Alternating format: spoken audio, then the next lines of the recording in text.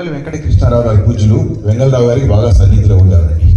అప్పుడు తెలుగు మహాసభ జరిగినప్పుడు గుర్తుంది. అందుకే జలగా వెంగళరావు గారు మాజీ ముఖ్యమంత్రి అందరికీ తెలియపోయినా కూడా ఒకసారి వారు తెలుసుకున్నారు. జలగా వెంగళరావు గారు నేను ముఖ్యమంత్రిగా ఉన్నప్పుడు కమిటీగా ఎంతో అభివృద్ధి చేశాను. నాగార్జున సాగర్ నేనే కట్టించాను. ఈరోజు రోడ్లు అన్ని నేనే కట్టించాను. కలుగులో షుగర్ ఫ్యాక్టరీ కట్టించాను. ఈ విధంగా చెప్పుకుంటూ పోతే చాలా ఉంటాయి. మా మండలి వెంకటకృష్ణారావు గారు తెలుగు భాషలు బాగా జరిపించారు. అందరికీ నమస్కారం. వెంగళరావు గారు గౌరవంగా చేశారు అందరికీ తెలియదు. అదేవిధంగా ఉషశ్రీ గారు అంటే అన్ని కొత్త జనరేషన్ బ్యాచ్ ఉన్నారు కాబట్టి పాత తీసుకున్నాను. ఉషశ్రీ గారు విజయవాడ రేడియో స్టేషన్ నుంచి దారిని ఉపన్యాసం చెప్పేవారు. ఉషశ్రీ గారు శ్రీ గురుభ్యో నమః.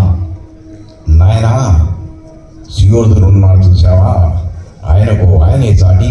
ఇది ఉషశ్రీ గారికి అంటాం. అయితే కొంతమంది ఏం చేస్తారంటే ఇప్పుడు సోషల్ మీడియా పెరిగింది కదా, అప్పుడు కూడా సోషల్ మీడియా లాంటి వ్యక్తులు ఉన్నారు. ప్రశ్నలు రాస్తే సమాధానం చెప్పాడు, ఎవరేది రాస్తే సమాధానం చెప్పాడు. ఒకతను ఏం చేశాడు, ఆయన కొంచెం తుంటరిగా రాశాడు.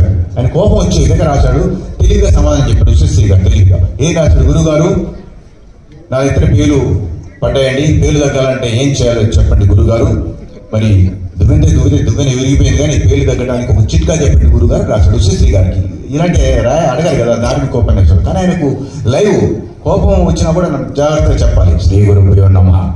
నాయనా సుయోధనుడు ఉన్నాడు చూసావా, సుయోధనుడు ఎత్తున కూడా పేలుండేవి, అది బయటికి తెలియదు.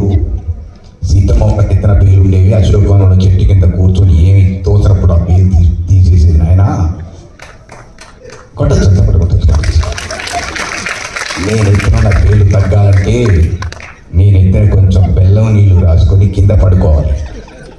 అప్పుడు నేను ఎత్తికి చీమలు ఎక్కుతాయి. ఆ చీమలకు ఈ పేలకు పెద్ద యుద్ధం జరుగుతుంది. ఆ యుద్ధంలో పేలు గెలిస్తే చీమలు చేస్తాయి, చీమలు గెలిస్తే పేలు చేస్తాయి. ఒకవేళ ఆ రెండు కలిసి మెలిసి సుఖంగా జీవిస్తే నువ్వు చేస్తావు.